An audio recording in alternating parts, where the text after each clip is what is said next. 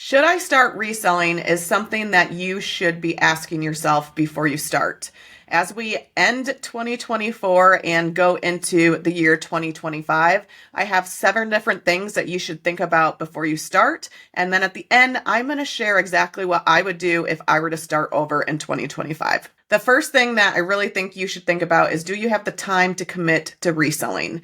It's not like you can just go take a picture of something, upload it, and then you're done with it and you don't have to worry about it. It's not like that. There's so much more that goes into reselling. You have to find your items, photograph them, store them, prep them, and then when they sell, you have to make sure that you ship it out in a timely manner, make sure the packages are getting to the post office within your handling time. And also there's customer service. You have to answer questions. You have to definitely pay attention to the platform you're on, making sure that you're sending offers to people who are following your item. Make sure that you are listing consistently to help with algorithm. And there's just a lot more time to put into reselling that people don't think about. And a lot will depend on what you're going to sell.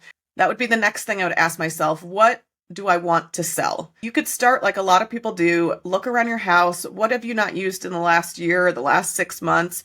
Look up the items on the platform, see if they're selling and see how many are selling and if that's something that you are going to enjoy doing. Because what you are going to sell will definitely affect if you are going to enjoy reselling or not. I would start with stuff around the house, see if you like reselling, and then maybe move to something that you're very familiar with. Behind me, we have a bunch of golf clubs. We actually sell golf clubs on eBay, and then we just started live selling on Whatnot as well to move some of the clubs that we have. Now, golf out here in Arizona, it's year round. It's something we enjoy. We can find a lot of golf clubs. So that was why we chose that as resellers, was to buy in bulk a bunch of golf clubs and then unload them on various platforms. If you want to start reselling, also think about what platform do you want to resell on. If you want to do, let's say, Poshmark, then clothing is going to be a great option. A lot of people are clothing sellers on Poshmark. If you want to do storage units or maybe go out and buy a bunch of stuff at a yard sale, maybe you're going to enjoy live selling on Whatnot and doing that. Or if you are going to sell, like, let's say, automotive parts, then maybe eBay would be a good platform to sell those items. So that's another thing you have to think about, is not just like what you're going to sell, but which platform do you want to sell on. We also have a physical products business and we sell on Amazon. And so that is definitely a good platform to be on for that. We also have a Shopify website. We sell on Walmart. We sell on eBay. But there's so many platforms out there, and a lot will depend on what you're going to sell and where you're going to sell it. The next thing you're going to want to think about is, do you have the space for reselling? Reselling does take up so much space. So this area, we obviously have the golf clubs for when we do our live selling on Whatnot, but also we have half of this room is our office area. So it's what's called a sunroom in Arizona. It's pretty big, but we kind of split it between the office and live selling area. But we have a little prep station here. There's going to be, everything that we need: a scale, measuring tape, tape to tape boxes, and we have storage underneath that as well. So that does take up a lot of room. The spare bedroom is where we store some of our inventory that we want to have temperature controlled. And then also we have an area in there where I photograph all of the clothing.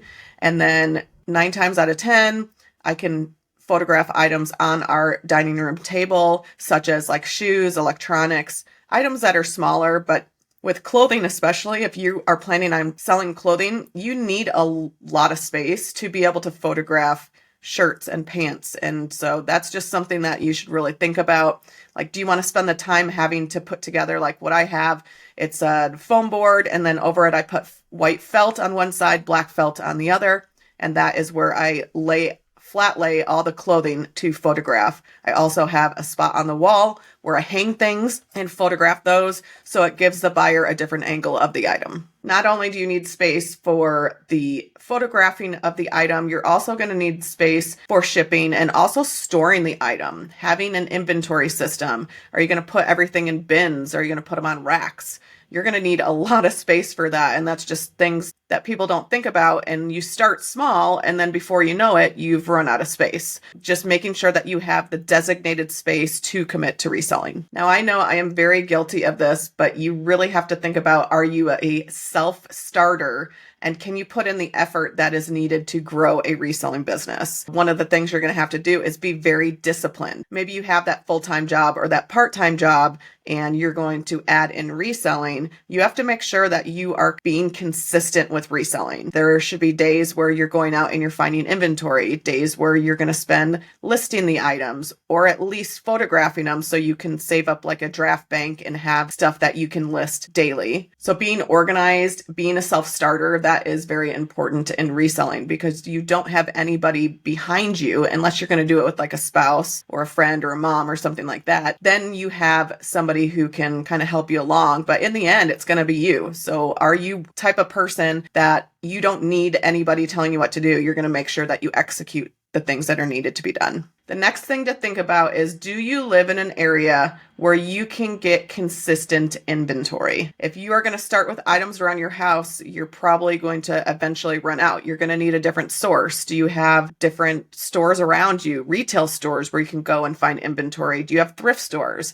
I'm friends with a lot of different resellers across the country, and I have one friend who's a reseller, and we met online through social media. He lives in an area, it's very hard for him to find inventory. If he wants to build up his inventory, he has to either purchase it online, and normally from other resellers or maybe websites that do wholesale, or he has to go on sourcing trips. He lives in a very, very small town. He has to drive a few hours to go there, spend all day sourcing. So you have to think about, where do you live in the country? I'm lucky enough to be in the Phoenix, Arizona area. There are endless thrift stores. We have pretty much year-round yard sales, except for in the summer, it does get a little bit hot. We have a lot of places where we can get inventory, and that's a definite plus, especially if you live in a major city. But if you don't, you really need to think about, do I have a way to get the inventory close to where I live, where you're not spending days on sourcing trips just trying to find something to resell online. The next thing to think about is, do you have a way to get rid of stale inventory? One of the things I've realized with reselling is that the market is constantly fluctuating. Something that I bought 2 months ago, I could have listed and it sold right away, but then there's other items that we're sitting on for a year or two, and that's just too long. You're in the business to sell items, not store items. So how are you going to get rid of the stale items and try to recoup as much of your money as you can?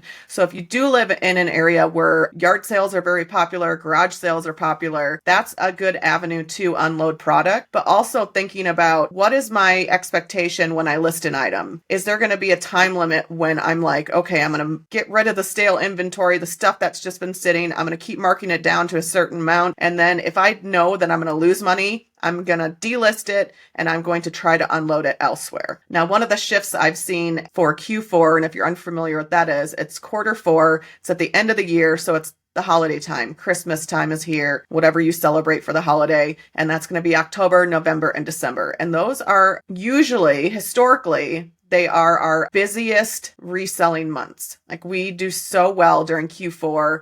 Everyone gets excited for Q4. This one was very different. Our Q4 sales are down 60% from this time last year, which is very, very scary. It also is showing us that maybe we aren't selling the right things. Maybe we have our prices too high. Maybe there's too much competition. Maybe people aren't going to eBay and Poshmark for items. Maybe they're going to yard sales, garage sales. Maybe they're selling on Facebook Marketplace locally instead of listing or looking for items on eBay and Poshmark. So with that being said, as we end 2024 and we go into 2025, if I had a very blank slate and I were going to be starting today, I would ask myself all those questions and really think about, is reselling going to be worth it for me in 2025? There are so many other ways that you can make money. You can do print on demand online. What's really popular is the Amazon influencer, where you review products and you get affiliate commissions. Being an affiliate is huge too.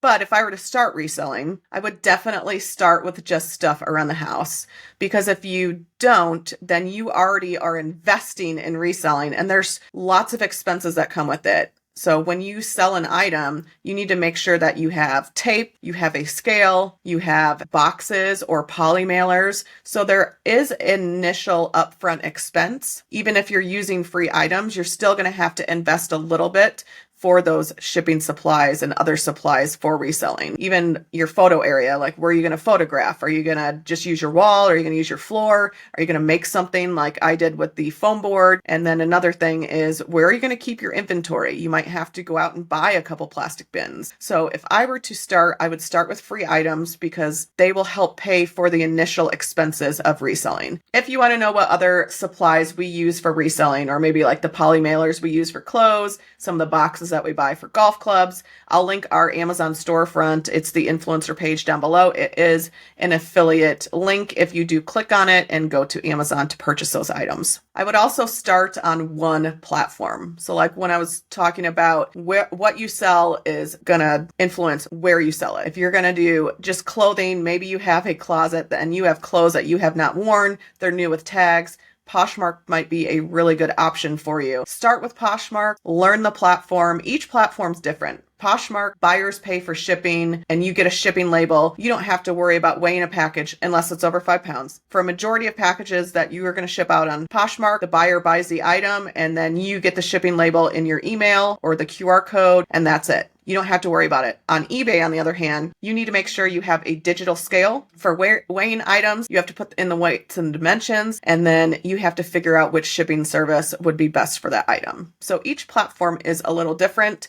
And it does take time to learn that platform. Poshmark, you need to be sharing your items, sending offers to likers, same with on eBay. So those are just things to think about. You start with one platform, master it, build it up. There's always an option down the road if you want to maybe cross-post those items, so list them on other marketplaces. Maybe you see stuff selling on eBay, but you feel like it might sell better on Poshmark. There is a cross-posting service called List Perfectly that we have been using for years. We absolutely love it. I'll leave an affiliate link down below. I believe you get 30% off your first month, but that's the one we use, and it's really good. It's a little pricey, but it makes listing really easy. They have this new thing called the listing assistant. It's the express lister. I could literally take pictures on my phone, upload them onto that, and then it creates the listing for me. So it really makes it quick and easy. And especially if you're going to be doing this part-time on the side, you want tools like that to make you faster and make you list more. If I were to start, I would start with an inventory system. When we first started selling on eBay, I just put things in plastic bins,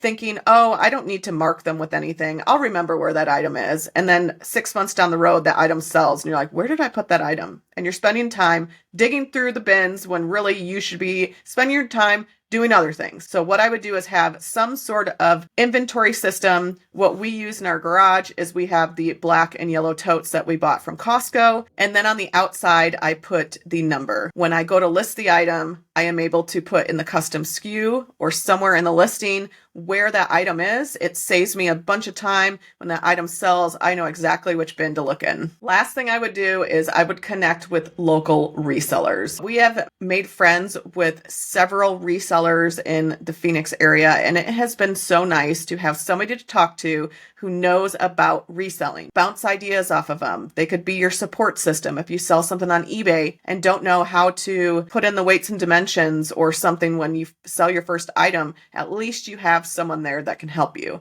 You can find them on social media. Honestly, if you decide that you're going to use a thrift store as a place to find inventory, it's pretty obvious after a while who the resellers are. Make friends with somebody. It will help you along the way. The last thing I would do is separate personal finances from your reselling finances. And you don't have to get an LLC when you start. You could simply open up a second personal bank account and just funnel everything through there. So when you buy your inventory, you're using that account. The money that you make goes into that account. Any expenses are in that account. Down the road, if you get to a certain point, you're going to have to itemize stuff and you're going to have to start doing your books. Now, I have on Amazon this reselling notebook and planner where you can record everything. It's perfect if you're starting out. You can just write on a piece of paper if you're maybe not a spreadsheet person. There are resellers out there that have free spreadsheets if you choose to go that way. But the Amazon Planner, that is a really good start for beginners. It'll help you write stuff out, track them, keep it in your car. You can keep track of your mileage. All that stuff is really important, even if you plan on just being a part-time reseller. I wanted to do this video because it's always good to learn from other people who have been selling online and reselling. So if you have been, or you are new, you have some insight, some tips for anyone who is just starting or thinking about starting to resell, leave them in the comments down below. And until the next video, I'll catch you on the flip.